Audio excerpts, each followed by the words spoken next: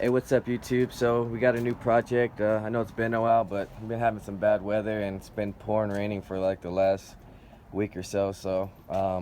This is a project. I didn't drop this motor or transmission in. I'm basically finishing it all up. But I'm basically gonna show you guys what you need to do to drop a K24 into an EG hatchback. As you can see, the tranny is mounted up to the JDM engine with new clutch and flywheel. But the thing is about the K24s is this is the bracket you're gonna need right here.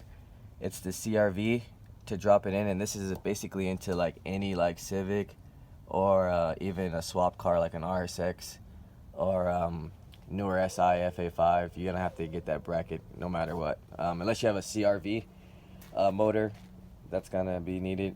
This water pump housing and tensioner not going to be usable, so what you want to do is get like the EP3 or an RSX base model housing, which I'll be showing later on when I install that.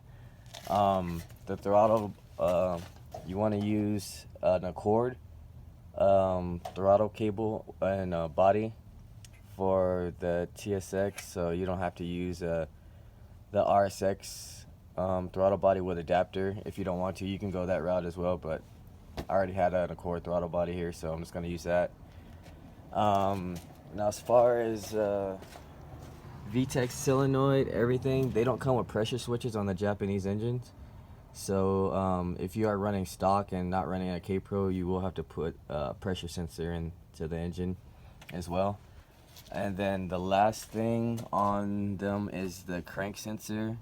Can't really get down in there, but you don't have to cut your wiring harness to use the crank sensor on the K24. Just get a K20 wiring harness with the sensor from a K20 and you'll be fine on that. Now as far as anything else, I'm dropping the K24. I mean, that's basically it as far as, you know, if you just got your motor from a little Japanese shop and you're just trying to get everything together, this is basically what they give you. They won't give you that bracket though. Like I said, you have to order that separate. Other than that, this is the 04, 05. It's still, I mean, they still have the true VTEC and everything. See if I can open this, you can see if you can see the lobe. But yeah, it's a 3 lobe. So that's how you know it's the true VTEC. I don't know if you can see the other one, but there's 2 models of the TSX engine. There's the 04, 05, which is good, but then the 05, or I mean 06 to 08 is the better one. So it has the bigger cam and everything, but these motors still push good power regardless. It has a 6-speed tranny from a Type S, and some Emusa racing mounts. They work. I mean, they might be like not Hasports, but they do the same job as Hasport. So yeah, let's see, what else do we got? It's a manual rack and pinion for some people. We won't be running power steering or anything on here. Let me show you what you guys are gonna need to actually get the motor to start. So well, first thing is you gotta get aftermarket headers when you're doing a K-swap, or you can use a stock TSX header as well. We got some axles as well. We're using the Insane shaft axles actually.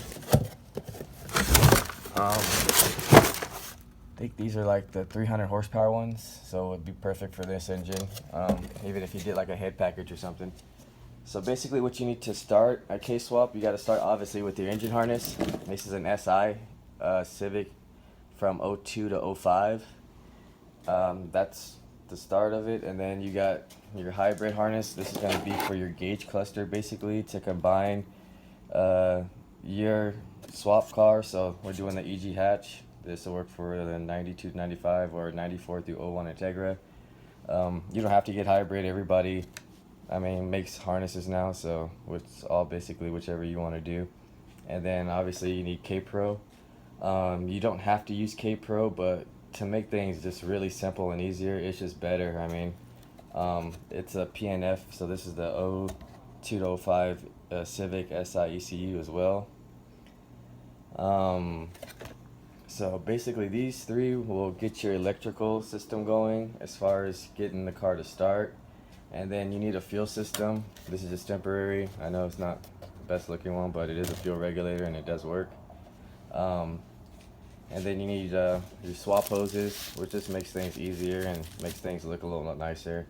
And your throttle cable.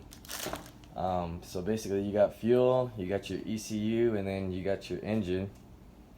And that's basically all you really need to get the car to go, to get it started. So I mean, it's a pretty simple swap. I'm gonna get started on it right now, and I guess you guys will see part 2 after probably tomorrow or something once I get most of this stuff on here.